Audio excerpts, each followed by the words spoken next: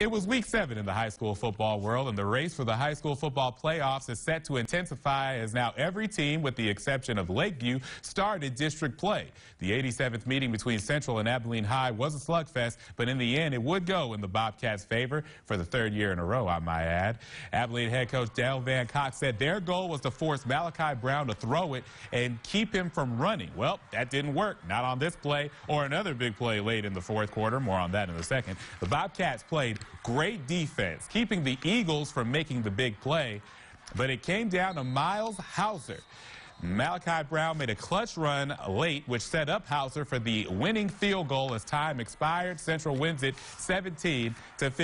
The Bobcats will be back at home next Friday at 7 against Richland, who are 3-3, 1-1 in district play. The Bobcats are now in 3rd place behind undefeated Haltom and Trinity in 3-6A. The Lakeview Chiefs did not fare as well as the Bobcats when they traveled to Hereford. Seth Dixon made some big plays early in the game to give Hereford a big boost. Now, the Chiefs were knocked on their heels from the beginning and could not recover, losing 56-7. That's the 5th straight loss for Lakeview. The Chiefs will have next week off before they start district play against Seminole. There is a feel-good story developing in Grape Creek as the Green Eagles were able to outlast the desperate TLCA Eagles on TLCA's home field. Now, Grape Creek last year only won 1 district game. After Friday, they surpassed that total already. We pick it up in the 1st quarter at Lakeview Stadium. TLCA got off to a really good start. Caden Kirkland, their quarterback, keeps it, runs it up the middle for the touchdown to put the Eagles up 7-0. The black and blue Eagles, I may add. No pun intended there. Same quarter, same score. Grape Creek's Garrett Steele.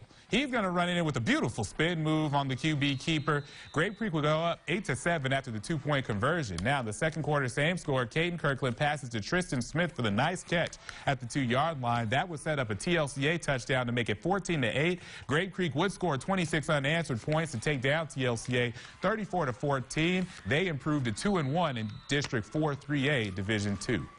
District 8-2A Division II play got underway on Friday night. We'll recap a couple of those games after a brief break. But first, here are a few scores from the week that was in high school football.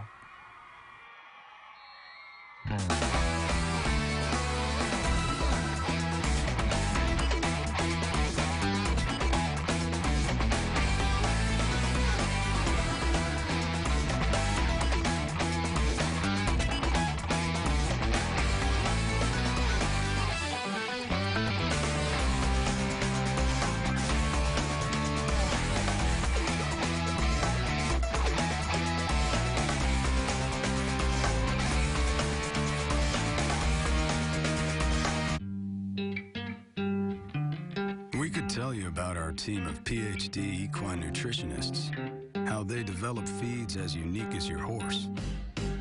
We could, but why would we? When he says it best. Animals speak louder than words. And if there's greatness on the inside, it shows on the outside. Purina, feed greatness. At Grover's Farm and Ranch. Long before there was social media like Twitter, Spanish music in the form of ballads or corridos was a way to find out what was going on. Artists like El Hurricane are not only responsible for carrying on the traditions of the old music, but transforming it into a modern-day sound. Hidden History Hispanic Heritage is sponsored by Jim Bass Cars and Trucks, 4032 West Houston Hart Expressway. It's the Fall Roundup sale at Cavender's. Save on your favorite styles from Ariat. Our huge selection of men's shirts are 15% off, and Ariat jeans are now $10 off. Great-looking Ariat men's boots are now $20 off, and get Ariat square-toe sport boots for only $99.99. Work boots are on sale too. Save $15 on the best selection of Ariat work boots around. Cavender's, not your ordinary boot store. On a forbidden Fansville by Dr. Pepper. Ramon, we can't. But Julia, We're rivals. I can love you and still hate your overrated school. We have 2 different defensive philosophies. You're a base 4-3 cover 2, and I'm an aggressive 3-4 with press coverage. I get it, but we both love Dr. Pepper. Oh, Ramon. Touchdown, State! Yes! Dr. Pepper, the official drink of Fansville.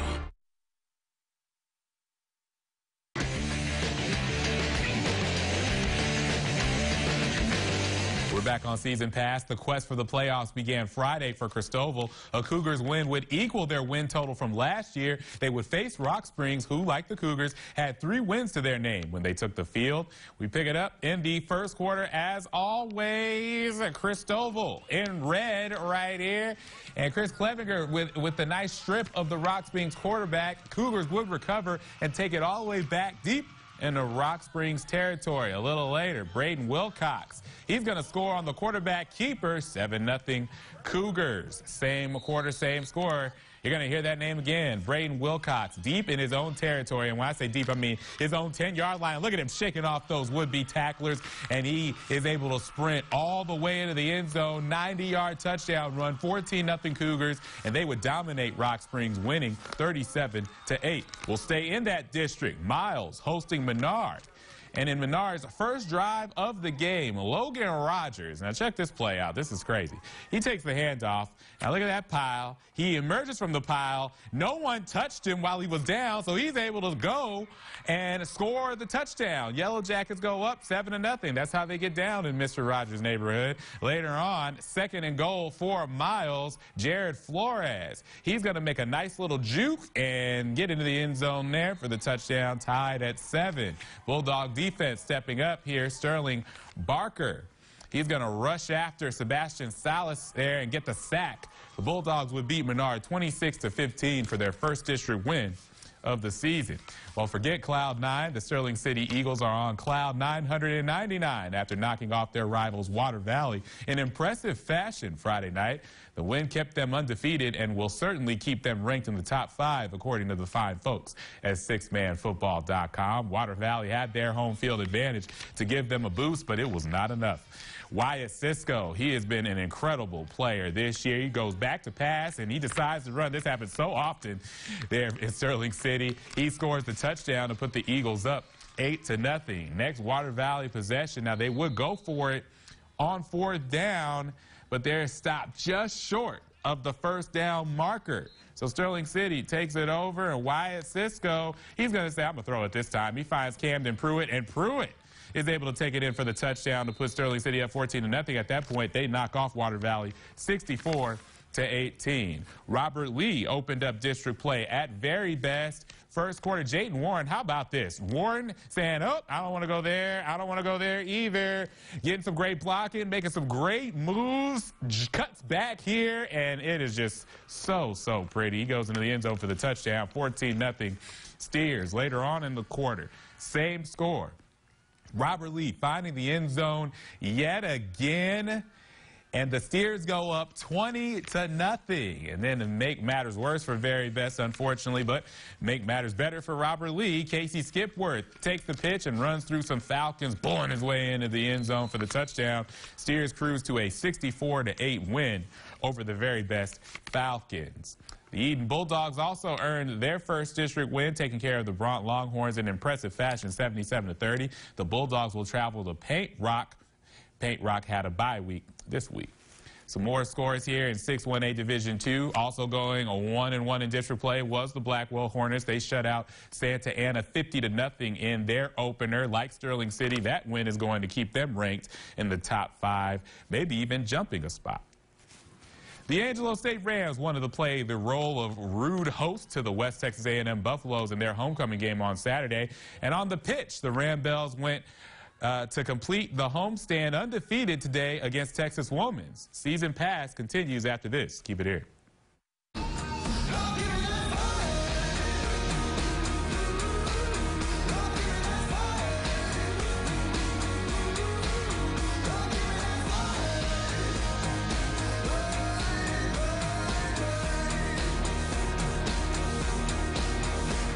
CT6 reviews are in.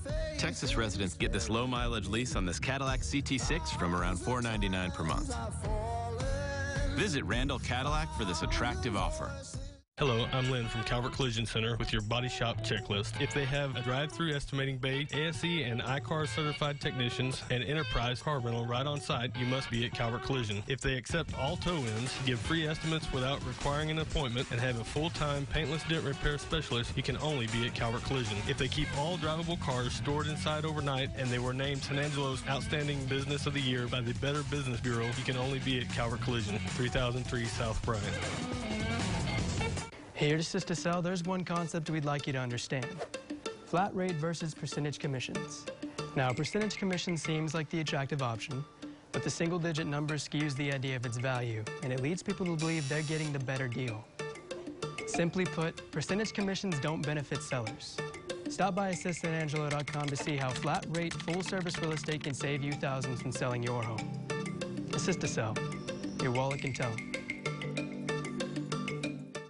It's the store-wide clearance sale at Ashley Home Store. This Friday, Saturday, and Sunday, take extra 50% off already reduced priced merchandise. And get up to 30% off any Ashley sleep mattress sets. The store-wide clearance sale this Friday, Saturday, and Sunday only at Ashley Home Store. It's the store-wide clearance sale at Ashley Home Store. This Friday, Saturday, and Sunday, take extra 50% off already reduced priced merchandise. And get up to 30% off any Ashley sleep mattress sets. The store-wide clearance sale this Friday, Saturday, and Sunday only at Ashley Home Store.